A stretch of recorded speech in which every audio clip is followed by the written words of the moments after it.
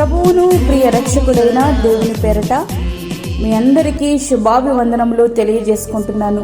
Jesus new creation ministries ద్వారా ఈ రీతిగా ప్రతిరోజు అనుదిన ఆహారముని మీతో పంచుకోవడానికి దేవుడిస్తున్న కృపను బట్టి దేవునికి ఎనలేని కృతజ్ఞత. ప్రియులారా, అందరూ ఎలా ఉన్నారు? బాగున్నారా? మీరందరూ కూడా ఆరోగ్యంగా ఉండాలని, ఆత్మీయంగా ఎదగాలని ప్రతిదినము మీ అందరి కొరకు మేము ప్రార్థిస్తున్నాం. వాక్య ధ్యానంలోనికి మనం వెళ్దాము. అపొస్తలుల కార్యములు 3వ అధ్యాయము 6-7 వచనములు. పుట్టినది మొదలుకుని కుంటివాడైన ఒక మనుషుడు మోసుకుని పోబడుచుండెను. వాడు దేవాలయంలోనికి వెళ్లి వారిని భిక్షమయుటకు కొందరు ప్రతిదినము వారిని శృంగారమను దేవాలయపు ద్వారం వద్ద ఉంచుచూ వచ్చిరి. పేతురును యోహానును దేవాలయంలో ప్రవేశింపబోనప్పుడు వాడు చూచి భిక్షమడుగగా, అంతటా పేతురు, వెండి బంగారములు నా యొద్ద లేవు గాని నాకు కలిగినదే నీకిచ్చుచున్నాను. నజరేయుడైన యేసుక్రీస్తు నామమున నడువుమని చెప్పి వాని కుడి చేయి పట్టుకుని లేవనెత్తెను. వెంటనే వాని పాదములను చీలమండలను బలము పొందెను. స్వస్థపడిన కుంటివాడు దిగ్గున లేచాడు, నడిచాడు, గంతులు వేశాడు, దేవుణ్ణి మహిమపరిచాడు. అనంతరం దేవాలయంలోనికి వెళ్లి దేవుని ఆరాధించాడు.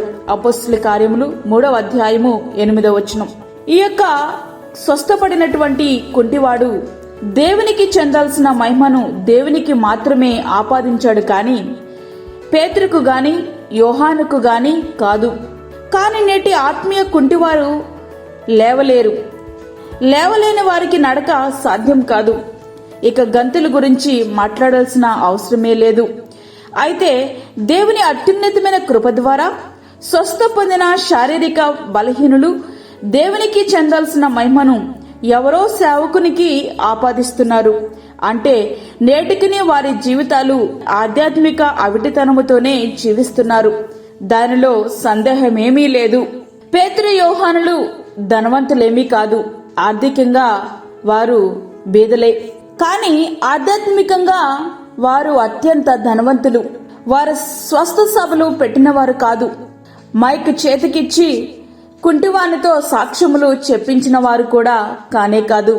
కుంటివాని స్వస్థతను చూచిన ప్రజలంతా వీరి దగ్గరకు పరిగెత్తుకుంటూ వచ్చారు. విస్మయంతో వీరి వైపు చూస్తూ ఉన్నారు. అయితే నేటి దినముల్లో కూడా జరిగేది అదే. ఇదే పరిస్థితి నేటి సేవకునికి కూడా ఇటువంటి పరిస్థితి ఎదురవుతుంది. కానీ పేతురు యోహాను గారు ఏమంటున్నారో చూడండి. మా సొంత శక్తి చేతనైనను బలము చేతనైనను నడువని వీనికి బలమిచ్చినట్టుగా మీరెందుకు మా తట్టు తేరి చూచున్నారు? అపొస్తలుల కార్యములు 3వ అధ్యాయము 12వ వచనం. చూసారా, నేటి సేవకులకు వీరికి మించిన ఆదర్శవంతులు ఎవరుంటారు చెప్పండి? అపొస్తలుల బోధ అంటూ మాట్లాడుతూనే ఏ కోశాన అపొస్తలులు చేసినటువంటి సేవను వారు జరిగించరు. అపొస్తలుల వలె మేము ఉంటున్నాము అని చెప్పుకుంటారు, కానీ వారి క్రియలలో ఎక్కడ అపొస్తలులు చేసినటువంటి సేవ కనిపించదు.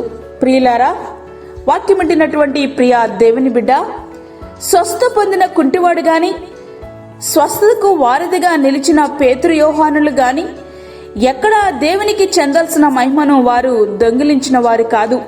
అయితే ఒక విశ్వాసిగా, ఒక సేవకునిగా మరి నీ జీవితం ఎట్లా ఉందో నిన్ను నీవే పరీక్షించుకో. ప్రభువుకు చెందవలసిన మహిమను దొంగిలించే దొంగలుగా కాకుండా సమస్త మహిమను ఆయనకే మనం ఆపాదిద్దాం. మనలను మనం తగ్గించుకుంటూ ప్రభు నామాన్ని గొప్ప చేద్దాం. ఆ రీతిగా మన జీవితాలు మనం సిద్ధపరచుకుందాం.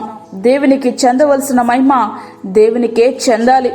చాలా మంది దేవునికి చెందాల్సిన మహిమను మనుషులు పొందుకుంటున్నారు. అది ఏమాత్రము కూడా దేవునికి ఇష్టమైన పని కాదు. కనుక ప్రియ స్నేహితుడా, ఆయన నామాన్ని గొప్ప చేద్దాం. మనల్ని మనం తగ్గించుకుందాం. అట్టి రీతిగా దేవుడు మనల్ని అందరినీ సిద్ధపరచునుగాక. ఆమేన్. ప్రార్థించుకుందాం. పరిశుద్ధమైన తండ్రి, ప్రేమగల యేసు ప్రభువా, శ్రేష్టమైన మరి ఒక దినము మా జీవితంలో మీరు అనుగ్రహించారు. నీకు వందనాలు. ఈ దినమంతటికి కావలసినటువంటి నీ కృపను మాకు సమృద్ధిగా అనుగ్రహించండి. బయటికి వెళ్తున్నప్పుడు, వస్తున్నప్పుడు, పనుల విషయంలో అన్నిటిలో కూడా మీరు మాకు తోడుగా ఉండండి.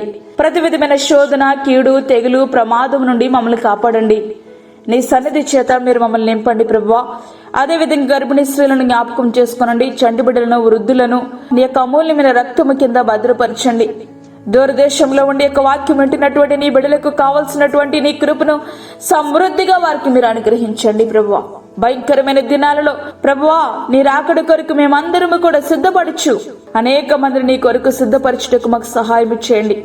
వాక్యమైన ప్రతి ఒక్కరిలో నీ ఘనతను వెతకడానికి, నీ నామాన్ని హెచ్చించడానికి కావలసిన కృపను ప్రతి ఒక్క సేవకునికి, ప్రతి ఒక్క విశ్వాసకి మీరు ప్రసాదించమని, మాకు కాదు యెహోవా, మాకు కాదు, సమస్త మహిమ ప్రభావాలు మీకే ఆరోపించుకుంటూ యేసు పరిశుద్ధ నామమున అడిగి వేడుకుంటున్నాము తండ్రి, ఆమేన్.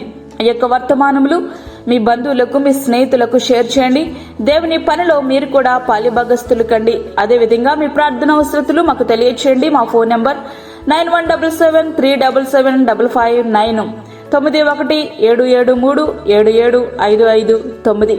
దేవుడు మిమ్మను మీ కుటుంబమును దీవించునుగాక. ఆమేన్. దేవుని సేవలో మీ సహోదరి అన్నామణి సాల్మన్.